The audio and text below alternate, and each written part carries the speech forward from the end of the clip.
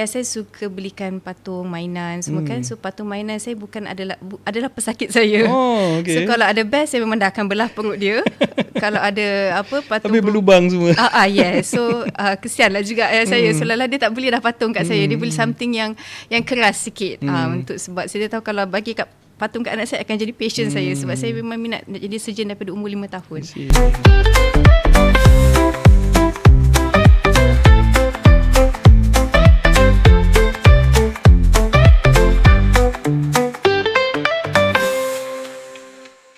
Bismillahirrahmanirrahim. Assalamualaikum warahmatullahi taala wabarakatuh. Bertemu kita sekali lagi dalam Sembang Budak Pandai SBP, episod yang ke-14. Hari ini kita ada kelainan sikit sebab kita selalunya bersama dengan rakan-rakan putera ataupun orang kata old boys saja kan. Tapi kali ini alhamdulillah setelah beberapa episod kita cuba nak menampilkan seorang alumni di kalangan puteri ataupun di kalangan female. Hari ini berjaya dah kita membawakan kepada anda seorang alumni daripada Sekolah Menengah Agama Persekutuan Kajang.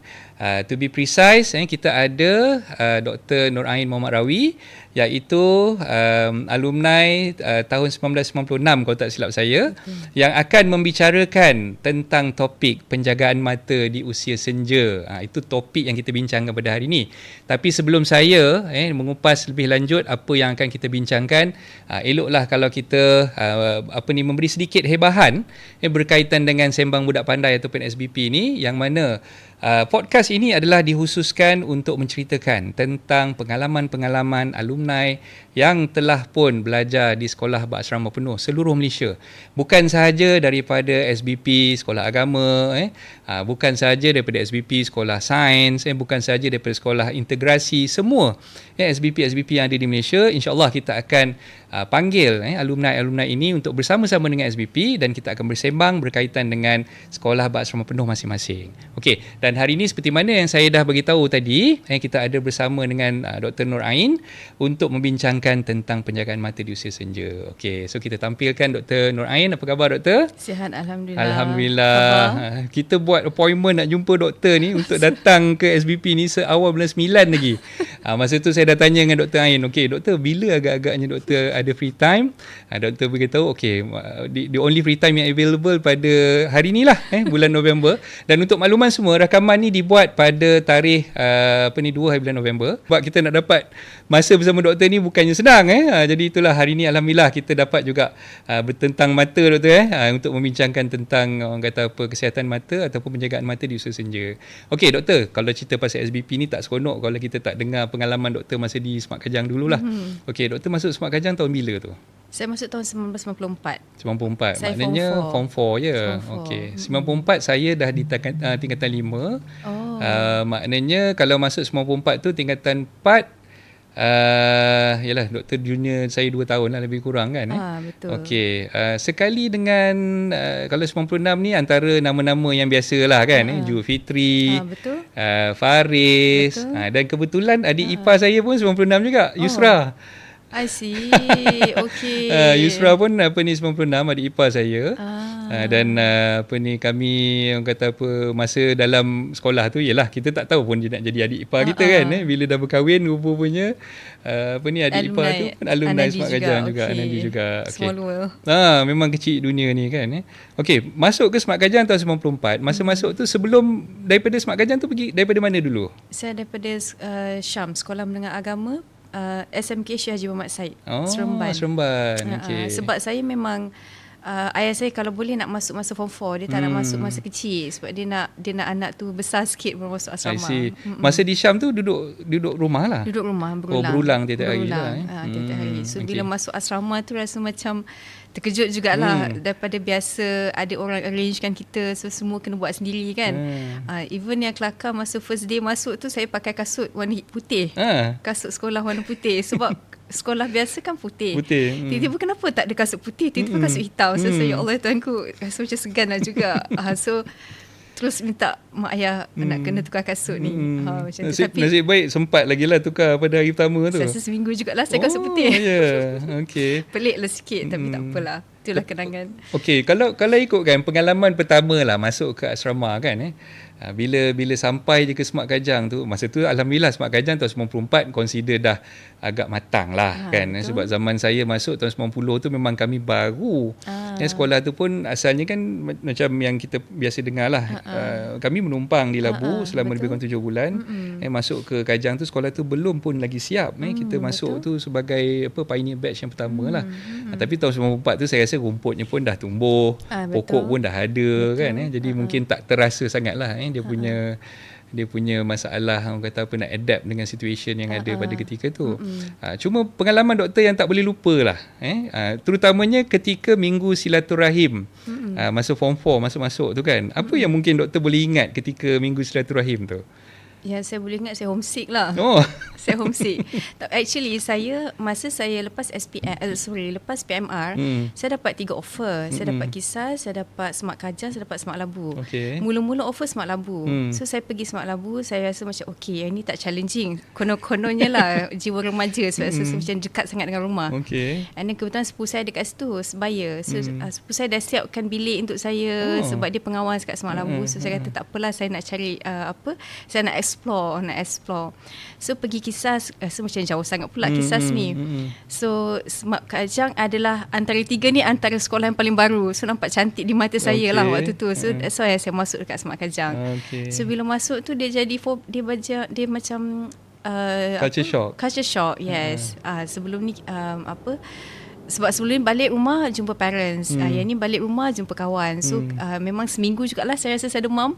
Adalah waktu prep tu saya duduk kat dalam bilik sorang-sorang. So saya macam warden datang, kenapa tak pergi prep, saya demam cikgu. Macam tu lah. Masa tu ingat tak siapa warden yang tegur tu? Saya tak berapa ingat. Sebab saya ingat waktu tu saya nak balik rumah je. Tapi lama-lama tu okey lah, sebab kita tak matured kan. So bila dah lama tu baru rasa macam actually bagus je duduk asrama ni, sebab dia latih kita untuk disiplinkan diri. Sampai sekarang kalau bangun pagi tu mesti akan pastikan the first things to do is to kemaskan katil. Tegangkan katil. Kalau tak tegang, even dia sengit sikit pun rasa macam pelik sangat. Sebab dulu kalau waktu prep mesti dia akan baling duit shilling untuk tengok tegang ke tak katil tu kan. Sampai begitu sekali dia punya disiplin tu. So benda tu tanamkan untuk kita disiplin lah, jaga kebersihan. And then ada sikap untuk saling macam tolong orang lain, sebab kita tak duduk dalam bilik tu seorang-seorang. Kadang-kadang food kita pun tiba hilang, kawan-kawan ambil. So it's okay macam tu lah. Okay, kalau kita boleh recall balik lah tahun 94 masa doktor tingkatan 4 tu sebenarnya dalam urusan ataupun kita punya aktiviti harian kita, memang kalau di asrama ni dengan warden ni memang satu ada pengalaman yang menggerunkan, ada pengalaman yang agak manis, dan ada pengalaman yang sudah tentu memang kita tak boleh nak lupakan lah kan. Okay, macam kami pelajar-pelajar putera ni kan, biasalah kalau dengar cerita pasal ponteng prep, nak turun subuh lambat, benda-benda macam tu memang sinonim lah dengan budak-budak putera kan. So macam puteri ni, saya tak tahulah kalau benda tu pernah berlaku ataupun tidak lah dekat asrama puteri kan. Tapi saya rasa mungkin ada juga yang kaki-kaki cuba nak jadi orang kata rebellious kan. Ada. Yang mungkin nak turun prep malas dan sebagainya. Benda-benda macam tu ada tak? Kalau boleh cerita sikit lah dekat asrama puteri tu. Okey, turun prep malas tu saya tak pasti, sebab saya insya-Allah saya tak, waktu tu saya tak miss prep lah. So saya tak perasan siapa yang tak datang.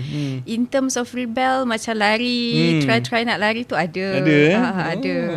Tapi dia tak ada lubang lah, dia cuma lari orang kata keluar asrama secara terhormat kot. Yes. Ada orang jemput lah maknanya kan. Tapi lepas tu nanti pergi tempat lain lah. Maksudnya pergi enjoy, pergi sungai. Sebab rasa nak ramai-ramai dengan kawan macam tu lah.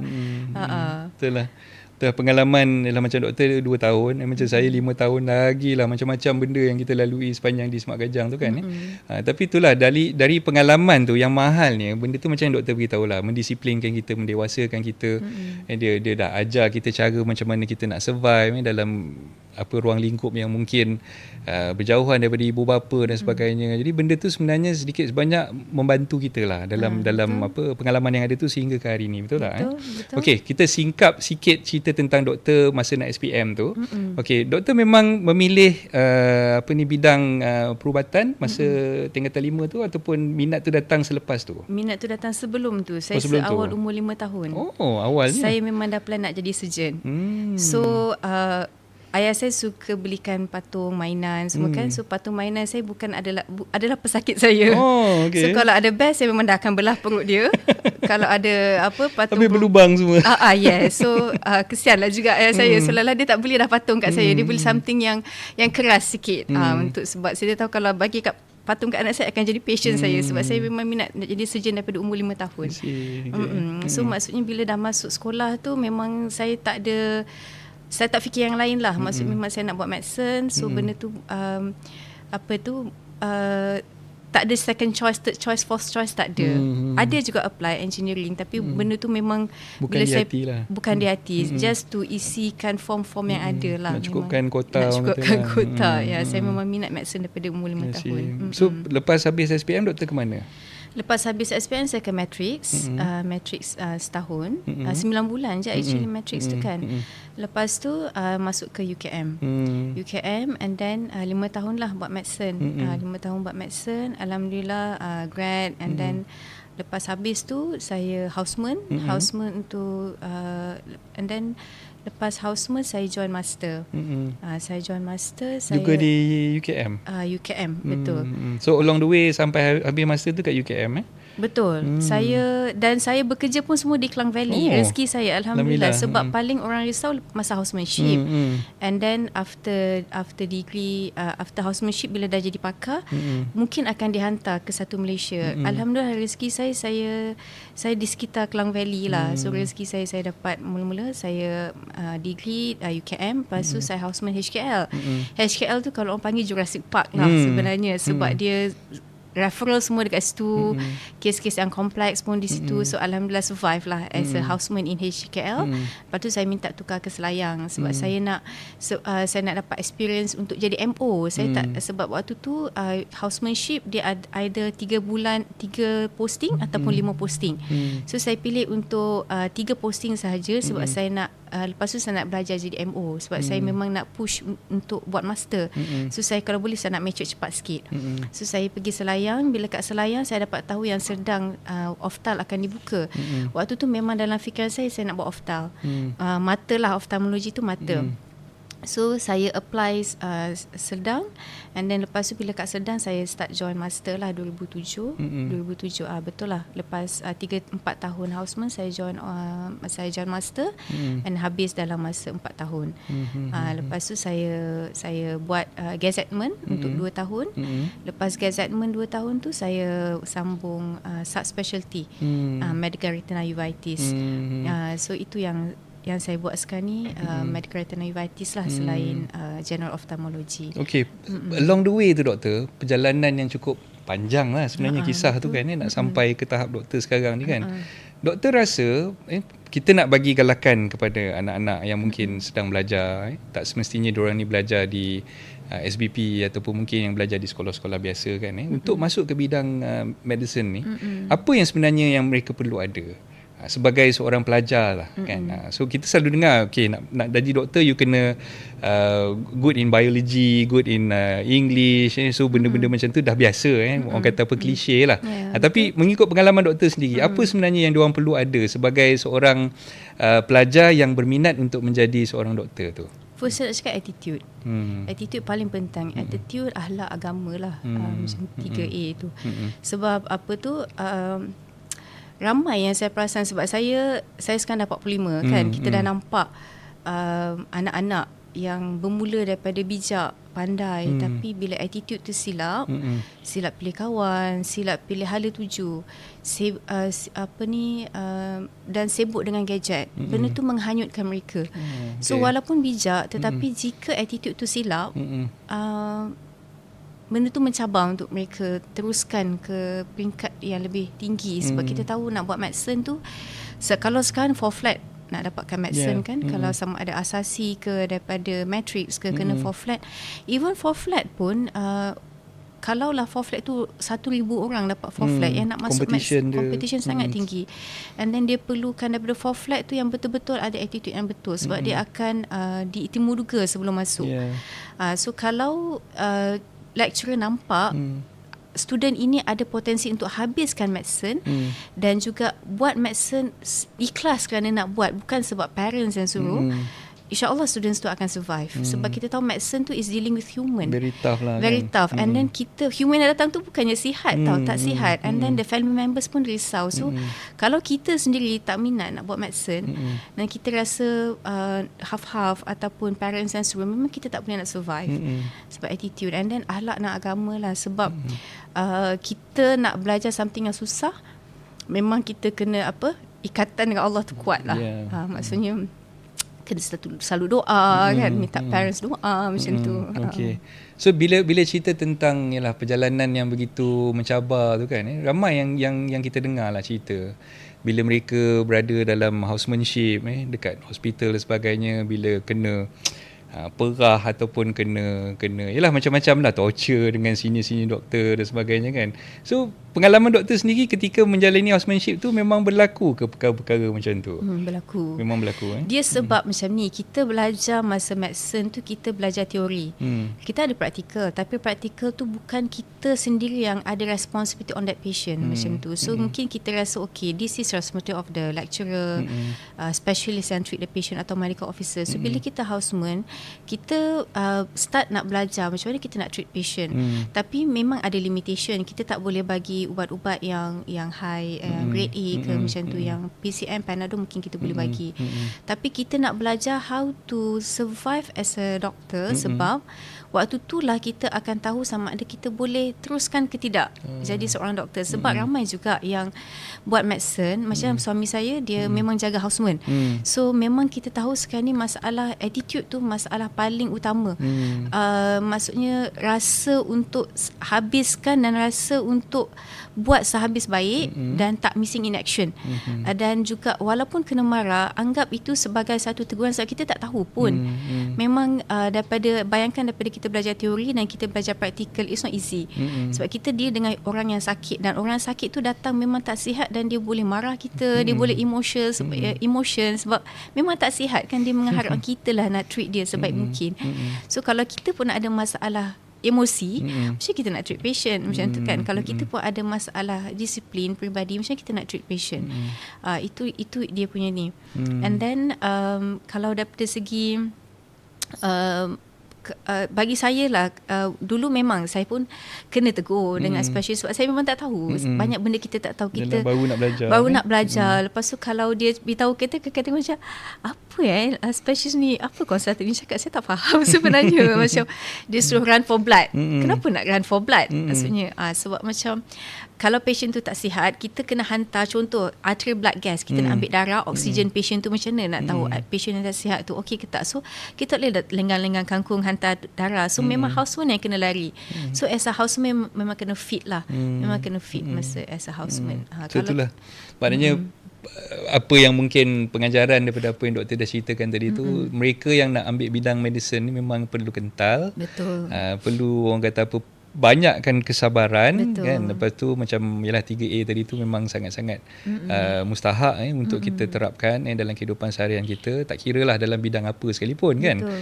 Cuma itulah macam saya tertarik dengan apa yang doktor beritahu tadi. Kebanyakan daripada kita ni mungkin merasakan perkara tersebut macam satu jenis tocaan, tapi sebenarnya bukan. Dia lebih kepada nak bagi kita rasa yalah kuat lah kan. Kuat dan dalam erti kata lain mungkin benda tu nak mempersiapkan kita bila kita berhadapan dalam situasi dalam ER dan sebagainya, macam mana dengan yalah keadaan yang acute condition. Yes, so benda-benda macam tu kena fikir macam tu je. You tak boleh okay baru nak cari apa nak buat. Tak boleh. Kena di hujung jari macam tu. It's not about macam humble tu memang penting, tapi ilmu tu yang boleh dipraktikkan there and then macam tu. Sebab bila ada kecemasan, benda tu kita kena datang apa nak buat, like next. So kalau kena marah, kena tegur tu, anggaplah itu adalah satu cara untuk baiki kita. Sebab kalau kita macam dipujuk-pujuk, ini salah ni, rasa kita akan berubah. Takkan susah kan. Lembut sangat pun tak boleh juga. Lembut sangat pun tak boleh, kasar sangat tak boleh. So dia tegas tu yang penting. Okey, kenapa bidang mata, doktor? Okey, saya masa di UKM saya belajar dengan Prof Muhaya. So Prof Muhaya cikgu saya daripada saya medical student, master student, dan juga masa saya sama subspecialty pun sama macam Prof Muhaya juga, medical retina uveitis. So saya inspired lah. So apa tu, a good teacher inspired people kan. So itu yang saya inspired untuk buat optal. Sebelum tu saya mungkin nak buat ONG, obstetric gynecology, and then husband saya pun medicine juga, senior 2 tahun. So saya kata okey, mungkin saya akan buat ONG. Tapi husband kata kalau boleh cari yang ada masa sikit untuk family. So saya cari something yang busy at work, tapi bila balik rumah tu mungkin kita boleh ada masa untuk family. Sebab kena work life balance jugalah. Kalau both busy, kesian juga pada family juga nanti. Okey, kita dah masuk segmen yang ketiga ni berkaitan dengan topik yang kita nak bincangkan, iaitu kesihatan mata di usia senja ni. So mungkin doktor boleh terangkan sikit, especially bagi macam saya umur dah 40 lebih kan, nak masuk 50-an rabun pun bukan setakat rabun jauh, rabun dekat pun dah mula ada masalah di situ. Jadi macam mana penjagaan mata di usia senja ni yang mungkin doktor boleh cadangkan kepada penonton semualah. Okey. Penjagaan mata. Okay, so first sebelum saya nak inform tentang penjagaan mata, ada 3 aspek yang saya nak inform. 3 most common causes of blindness in our country lah dekat Malaysia. First is cataract. Second is diabetic retinopathy. Third is glaucoma. Okay. Daripada 3 ni, cataract adalah reversible, boleh diubah. Diabetic retinopathy dengan glaucoma, masalahnya dia tidak boleh diubah, irreversible. Yang satu yang kita kena tahu, mata kita adalah an organ. An organ macam brain, our heart, jantung, our kidney, jantung, an organ. So an organ maksudnya once damaged is done. So sekali rosak, kita tak boleh nak reverse. Yang mata kita tak boleh nak implant mata baru. So itu yang saya akan sampaikan apa yang penjagaan, tapi sebelum tu apa yang kita kena tahu dan apakah simptom untuk 3 masalah utama kat Malaysia ni. Okay. Tentang cataract, dia akan datang dengan kabur. Dan dia akan rasa macam kalau drive malam, kalau lampu silau kan, lampu datang dia tak boleh nak tahan sebab terlalu silau untuk dia. Itu adalah simptom cataract. Dan itu ada simptom, kita boleh treat dan kita boleh buat surgery. Kalau peringkat awal tak nak buat apa-apa, tak nak buat surgery lagi sebab vision masih bagus, boleh pakai cermin mata, tak ada masalah. Macam Tuan Aizat inform yang pakai cermin mata untuk jauh saya rasa daripada muda lagi dah pakai kan. Dekat tu is common. Actually after age of 40 tu common. Benda tu bukan satu penyakit pun sebenarnya. Even cataract pun is not a problem. Cuma dia boleh dipercepatkan kalau kita terlalu terdedah kepada cahaya matahari. Sebab kita kat Malaysia, kita 12 hours of sunlight exposure kan, 12 jam. Memang dan kita khatulistiwa, so matahari tu direct. Dia tak ada tapis-tapis dah. Kalau kita bandingkan usia 60 tahun Malaysian dengan 60 tahun Western, orang yang Malaysian, Asian, dia akan dapat cataract lebih cepat banding Western sebab kita sun exposed tu, UV exposure. That's why yang penting penjagaan mata, pakai sunglasses. Kalaulah nampak pakai cermin mata tu petang pukul 5 tu, it's not about fashion. It's not about nak rasa macam nak bergaya. Tidak. It's about protection. So maksudnya kita kena ubah stigma, kata macam pakai cermin mata tu nampak classy, is good, classy, nampak macam lebih bergaya. It's about protection sebenarnya. So yang doktor cerita pasal cataract ni, saya baru tahu sebenarnya sunlight tu sebenarnya memang mendatangkan efek kepada cataract tu kan. Betul. So kalau macam orang yang bersukan, macam saya memang aktif bersukan daripada zaman sekolah, lalu main bola keranjang lah, macam-macam lah kan. Jadi untuk mereka yang orang kata aktif dalam bersukan, memang digalakkan kalau nak bersukan tu kena pakai sunglass untuk mengelakkan daripada mata tu kena direct kat dia kan. Sunglasses. Kalau rasa susah pun yang pakai tinted lah. Ataupun sekarang ada clip on, tapi mungkin clip on boleh tertanggal macam tu kan. And then kalau driving ambil anak nak pergi mana-mana, pakai je sunglasses. As long as keluar bangunan waktu panas, matahari dah naik, just pakai je. Sebab kita nak elakkan, cari sunglasses yang ada UV protection, infrared dengan infrared protection. Pengasih ilmu baru tu sebab yes, it's not about fashion, it's about protection. Yes. Okay, alright. And then lain tu penyakit-penyakit lah macam diabetes. Diabetes tu dia gula kan, gula tinggi, dia akan buatkan kita punya mata tu, kanta tu kembang. So dia absorb water. So itu yang buatkan cataract. Satu lagi, kalau macam kita ambil, kadang-kadang kita suka ambil ubat-ubat tradisional ataupun suplemen yang ada steroid, tongkat ali contoh, air kita bancuh 3-in-1 yang ada tongkat ali, yang tu careful. Sebab itu pun steroid yang berpanjangan boleh sebabkan cataract dan juga glaucoma. Cataract boleh dirawat dengan operation cataract. Lagi awal lagi bagus, dia punya healing lebih bagus. Masalah glaucoma, dia ramai yang tak perasan dia ada glaucoma until bila dah progress, dah teruk. Dan isu dengan glaucoma ni, once kena glaucoma, dia akan kita tak boleh nak jadi dia normal, tapi kita boleh bagi treatment supaya tak makin teruk saja. Maksudnya kerosakan tu dah berlaku, penglihatan dah terjejas, tapi yang kita nak baiki adalah jangan penglihatan tu lebih teruk lagi. So faktor ambil suplemen, contoh steroid, ataupun kalau kita selalu ada eczema ataupun asma yang kena selalu spray, and then allergic rhinitis, resdung yang selalu spray tu, make sure kita datang check mata at least tahun sekali. Siapa yang perlu check, kalau more than 35 to 39, check lah mata at least 2 hingga 4 tahun sekali. Kalau normal mungkin boleh jauh lah 4 tahun sekali. Tapi after age of 40 mesti check setahun sekali mata. Sebab kita tak akan tahu siapa yang ada risiko. Kadang-kadang family history, usia memang kita tak boleh ubah faktor risiko glaucoma. Tapi faktor risiko lain macam kesihatan, diabetes, hypertension, sakit jantung tu kita boleh, once kita tahu, that's why yang penting kita kena screen dulu. Screen untuk tahu kita ada diabetes, hypertension, kolesterol ke, ambil blood investigation semua. And then kalau tahu, check mata. Even kalau normal pun check saja mata. Saya ada satu kisah nak bawa, tentang seorang, sebab kadang-kadang kita rasa mitos ni orang tua saja ada masalah mata. Tapi kadang-kadang orang muda pun boleh ada masalah glaucoma. Okey, ada satu pesakit, dia sakit mata. Sakit mata biasa, conjunctivitis yang berjangkit. Kalau orang sakit mata, kita boleh sakit mata. Mata merah yang berjangkit, conjunctivitis, viral conjunctivitis. Benda tu common, especially kalau ada kontak. Tapi dia bukan kontak tengok mata. Selalu orang kata, tengok mata orang boleh sakit mata. Tak. Maksudnya kalau kita bersentuhan, maksudnya dia pegang pintu, kita pegang pintu, kita tak basuh tangan, basuh usik mata, yes, boleh macam tu. Okey, lepas tu dia pakai ubat ada steroid. Dan dia rasa seronok bila pakai tu. Dia rasa seronok bila pakai ubat tu, dan bila mata dia merah aja sikit dia pakai. Dan benda tu dalam keadaan lama, lebih 6 bulan macam tu. Dan kemudian dia datang, dah bertahun-tahun lah dia pakai ubat steroid. Once mata dia merah ke dia pakai, dia datang mata dia kabur. Umur dia baru 20s. Bila kita check mata dia, memang penglihatan dia sudah terjejas daripada tepi.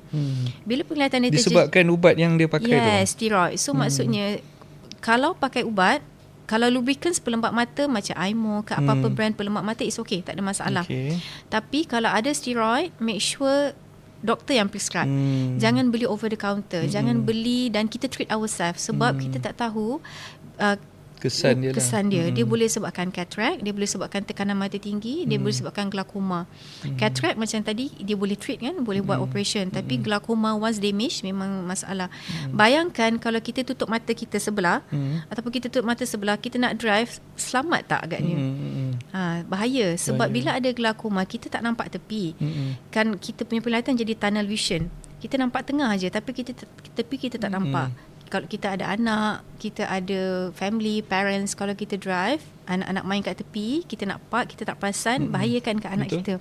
And then kalau kita nak lintas jalan, kita tak nampak lori datang. Kita ingatkan kita nampak, tapi sebenarnya kita tak nampak. Even nak tengok side mirror pun nak kena, kena jeling sikit. Betul. Sebab kita akan guna peripheral vision.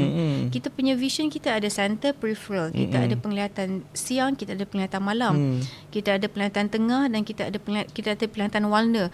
So mata kita tu Allah bagi ada 1 juta cells dalam mata yang kalau once damage, sayang lah. Sebab tak boleh reverse. That's why yang penting screening dan penting penjagaan kesihatan tu daripada awal. Maksudnya kalaulah diabetes, hypertension, sakit jantung tu tak dirawat, memang akan affect mata. Kalaulah kita tak jaga kesihatan kita daripada segi makan, sebab Malaysia ni memang mewah daripada makan kan, 24 jam memang makan pun sedap. Apa nak makan hari ni semua kan. Betul. Sebab macam kalau kita cuti je macam perayaan ke, kita pun memang akan macam cuti sekolah, memang kita akan bawa anak kita makan. Tapi careful lah, maksudnya boleh nak cheat day boleh, tapi lepas tu jaga balik kesihatan. Sebab kesihatan tu dia mahal, bila dah hilang baru kita terasa.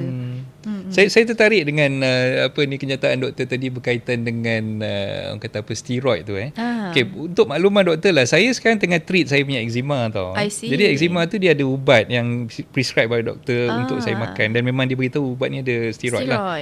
Okay, sebab kalau tak makan ubat tu, saya cubalah pelbagai krim dan sebagainya. Benda tu memang tak jalan. Maknanya lambat laun benda tu akan, yalah, orang kata akan manifest dan gatal. Dia akan datang balik dan sebagainya. Jadi steroid ni yang boleh so called macam cure saya punya ni lah. Jadi ubat yang saya consume tu, adakah benda tu pun akan menjejaskan mata saya juga? Boleh jadi juga. Boleh. So maksudnya kalau kita consume steroid, regardless because of medical problem ataupun medical condition, ataupun sebab kita ambil untuk suplemen, memang kena check mata. At least tahun sekali. Kalau sekarang ni macam umur 47 kan. 47. So memang kena check at least tahun sekali. Kalau normal, mungkin kita boleh check after 1 year. Kalau even normal after 2 years macam tu. And then satu lagi, bila ada rabun jauh, power berapa kalau saya boleh tanya? Power rabun. Saya punya dah 500 lebih dah. Iaitu consider dah towards high myop tau. Sebab bila kita ada power more than 500 sekarang ni kita dah consider as high myop. Kita rabun jauh, kita ada low myop, moderate and high myop. High myop tu selalunya power 500 ke atas. So bila 500 ke atas, mata kita ni macam bola. Kita imagine balloon. Okay, bila power tu 500, maksudnya kita punya bola mata tu lagi panjang daripada normal. So bila panjang, apa kita bayangkan? Balloon kalau kita tiup, dia akan stretch, kemudian dia pecah. Mata dia tak akan pecah, tapi semua struktur dalam mata tu akan jadi loose. So saraf tunjang mata, kita panggil optic nerve, yang akan bawa ke otak kita untuk tafsir image, dia akan lebih besar daripada orang normal. It could be due to myopia, rabun, tapi it could be due to glaucoma. Dan rabun jauh yang tinggi adalah satu faktor risiko glaukoma. So sekarang kita dah tahu, umur kita tak boleh reverse, family history tak boleh reverse, penyakit macam darah tinggi, kolesterol, sakit jantung, yang itu kita boleh treat. Okay, tapi kalau steroid, kita because of condition kan, kita boleh control masalah glaukoma ataupun kehilangan penglihatan ni dengan kita buat screening. The earlier the detection, the better the outcome. Sebab kita tahu once damage, kita tak boleh reverse. Tapi kalau kita detect awal, kita boleh treat awal, kita boleh lambatkan proses kehilangan penglihatan. Sebab kita ada family. Kita nak drive, kita tak nak, kalau boleh bila dah 60s kita bergantung pada orang lain kan. Kalau boleh kita nak independent as much as you can. So even nak pergi surau pun kita perlu drive kan. So kalau kita boleh jaga sebaik mungkin, kita screen benda tu, kita rasa macam seronok untuk kita, dan kita rasa seronok untuk family members kita juga. Macam tu. Of course family members akan bantu kita sebab kasih sayang keluarga tu kan. Tapi kalau boleh kita nak live macam age gracefully without affecting others jugalah. Macam tu. Okay, nak tanya sikit doktor tentang lasik. Kalau kita nak buat pembedahan untuk lasik tu kan, so macam mana yang dikategorikan yang masih boleh dirawat melalui lasik tu, dan apa sebenarnya lasik tu dari segi treatment tu, macam mana dia punya treatment tu? Okay, bila kita ada rabun, kita ada rawatan, kita ada treatment untuk bagi nampak. Okay, so sama ada dengan yang paling common, pakai cermin mata, pakai contact lens, dan kalau kita tak nak bergantung pada cermin mata, sebab kalau kita banyak main sports for example, kita tak nak takut cermin mata tu jatuh masa main, kita buat LASIK. LASIK. Okay. So LASIK tu adalah satu pembedahan pada kornea mata. Kita akan buat laser untuk bagi penglihatan tu sharp. Tanpa bergantung pada cermin mata lah, atau contact lens. So LASIK tu kita ubah kita punya ketebalan kornea kita untuk kita dapat sharp image macam tu. So siapa yang boleh, dia after age of 18 dah boleh lah untuk screen untuk LASIK. And then kita akan tengok dia punya ketebalan kanta, ada masalah parut ke dalam mata, dry eyes yang severe, yang tu kita tak bagi buat operation. Dan even kalau dah ada cataract, Usually after age of 40 dah start cataract. Kalau kita nampak cataract tu significant, kita rasa okay, better buat pembedahan cataract berbanding buat LASIK. Sebab nanti later on kita kena buat operation cataract juga. Tapi yang itu doktor mata yang akan periksa dululah sesuai ke tak sesuai. Jadi maknanya kalau kata siapa yang macam doktor beritahu ada condition tertentu yang boleh, ada yang tak boleh kan. Betul. Dan bila kita check tu baru kita dah diagnose apa benda yang sepatutnya kita kena buat dulu, dan doktor akan advise kita untuk buat perkara yang diutamakan tu dululah kan. Sebab saya tertarik bukan apa, sebab kadang-kadang macam setengah orang dia rasa macam satu, dia pakai cermin mata tu dia rasa macam rimas lah. Betul. Kan macam yalah nak bersukan, nak buat aktiviti harian, mungkin nak dia bangun tak kita cari-cari kat mana cermin mata kan. Dia hiking ke, dia naik gunung ke apa ke, mungkin dia rasa macam tak berapa seronok kalau pakai spek tu. Dan yang kedua mungkin dari segi yalah, ada setengah orang dia rasa dia pakai spek tu dia kurang, keterampilan dia tu kurang menarik kan bila pakai spek kan. Jadi dia nak nampak lebih menarik dan sebagainya untuk kosmetik dan sebagainya kan. Jadi itu yang saya macam yalah, kadang-kadang setengah rawatan yang kita nak buat ni kita rasa benda tu macam disebabkan perkara-perkara yang kurang important dan kita buat benda tu, tapi sebenarnya macam doktor beritahu tadi tu, saya rasalah dia lebih kepada nak merawat rather than nak nampakkan benda tu ke arah yang you lebih cantik, you lebih mudah bergerak sana sini kan. Tapi sebenarnya untuk rawatan itu yang paling mustahak lah kan dari segi apa ni kan. Okey, so balik semula kepada isu kita tadi, penjagaan mata di usia senja ni. Jadi apa yang doktor boleh sarankan untuk kita, macam saya umur dah 40 lebih, nak ke arah orang kata apa, masuk usia senja dah tak lama pun lagi ni, apa yang mungkin doktor boleh sarankan kepada orang golongan-golongan macam ni untuk penjagaan mata tu? Alright, untuk penjagaan mata dia berkaitan dengan penjagaan kesihatan kita secara keseluruhan. So first is healthy lifestyle. Kalau yang saya boleh sarankan, yang paling saya kadang-kadang bila saya nak beritahu, yang senang yang saya paling boleh beritahu adalah ikut cara Rasulullah je. Senang. Sebab macam Rasulullah, dia memang jaga makan.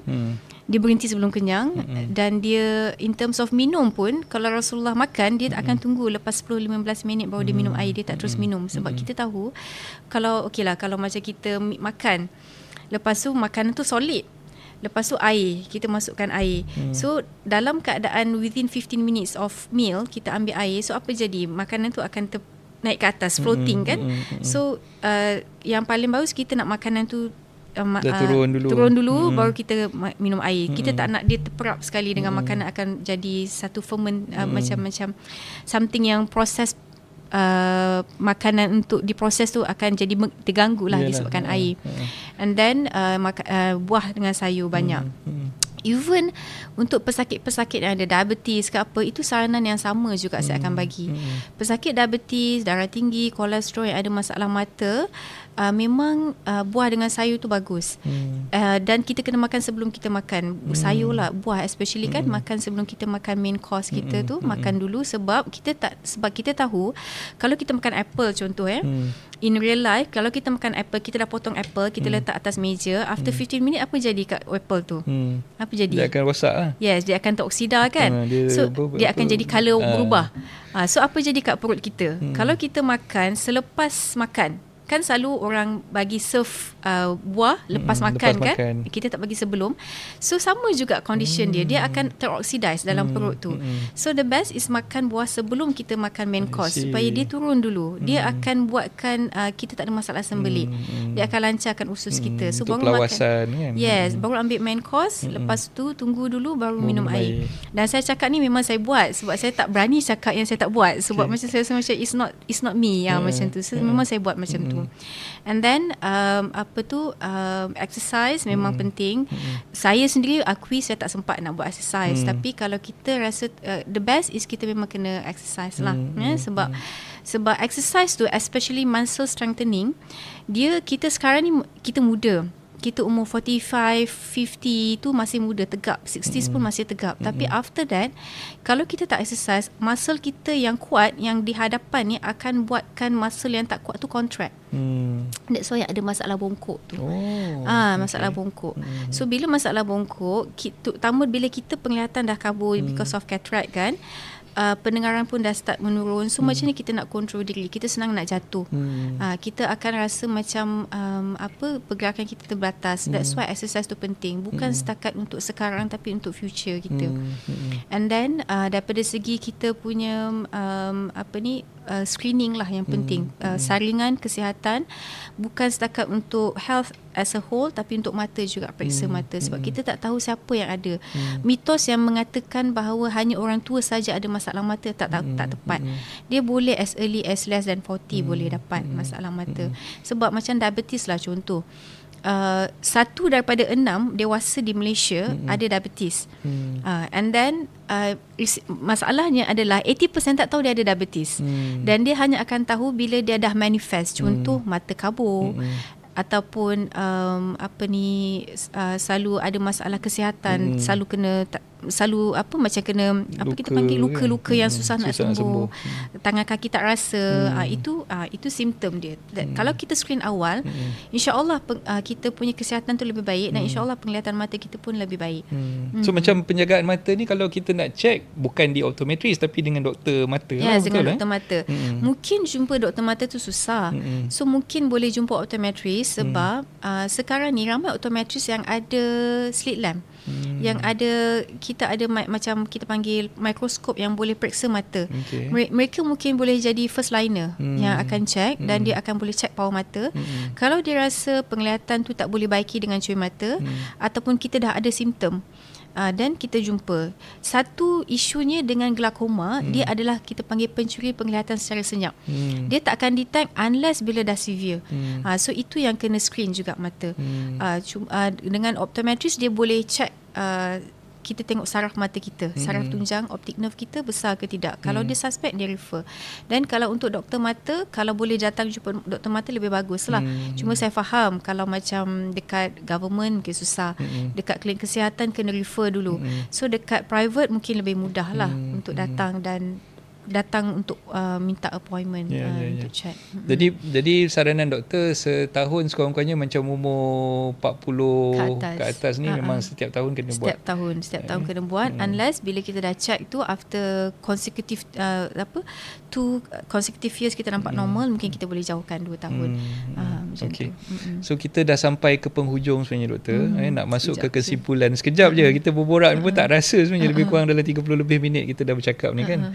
Jadi macam mana cara untuk berhubung dengan Dr. Ain, dan kalau mungkin ada doktor nak bagi hebahan berkaitan dengan klinik doktor, boleh sampaikan kepada penonton? Okey.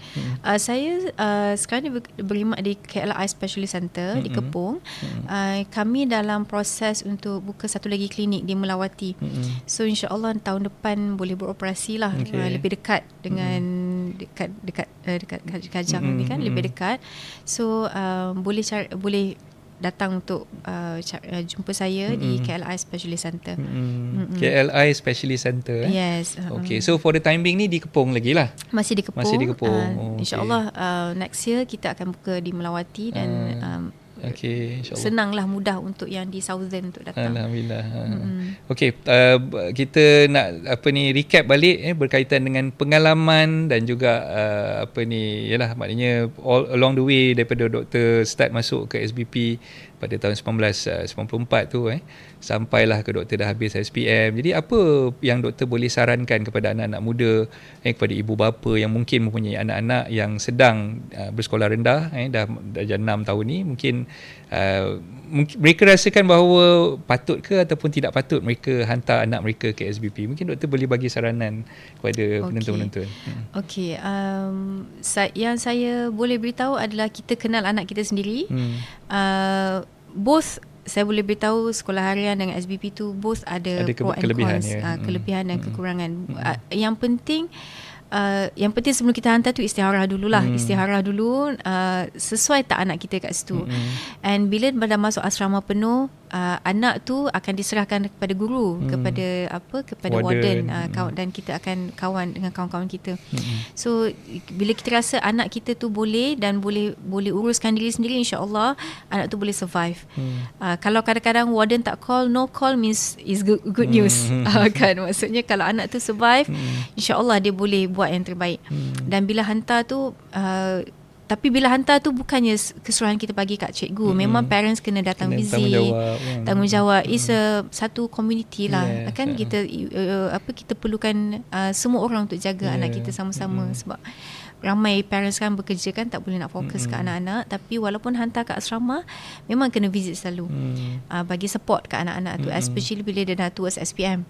SPM ni lagi 62 hari, 61 hari sebenarnya ni. Anak doktor dia nak ambil SPM? Ada form 5. Alhamdulillah.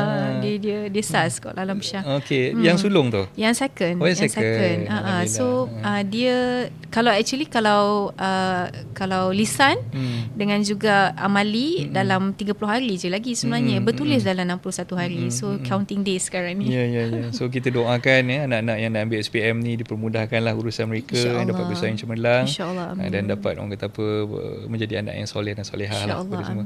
Okey, terima kasih banyak doktor atas masa yang telah diluangkan. Kami memang orang kata apa sangat-sangat menghargai kesudian doktor untuk bersama-sama dengan SBP. Bak kata orang jangan serik, kalau ada rezeki insya-Allah kita boleh jemput lagi untuk membincangkan topik-topik yang lain lah.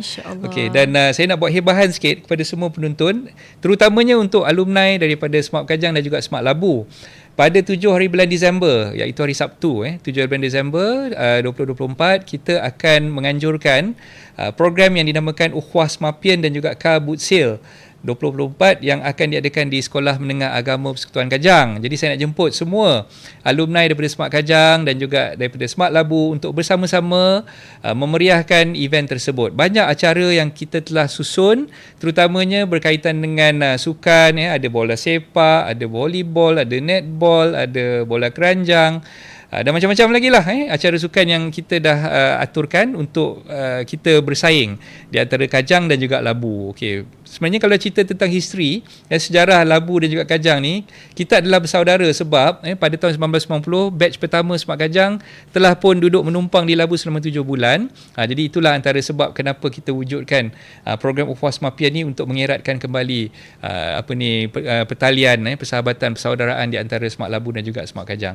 Jadi saya nak jemput kepada semua yang mana berkelapangan 7 hari bulan 12 nanti, kita kembali ke Smart Kajang, kita sama-sama memeriahkan program Ukhuwah Semapian dan juga Car Boot Sale 2024. Okey doktor, terima kasih banyak atas masa yang diluangkan. Atas segala kesilapan. Sama-sama, saya pun sama kalau terkasar bahasa, tersasul dan sebagainya. Saya pun minta maaf dan insya-Allah kita jumpa lagi doktor dalam masa-masa yang akan datang. Okey, itu sahaja daripada kami. Assalamualaikum warahmatullahi taala wabarakatuh.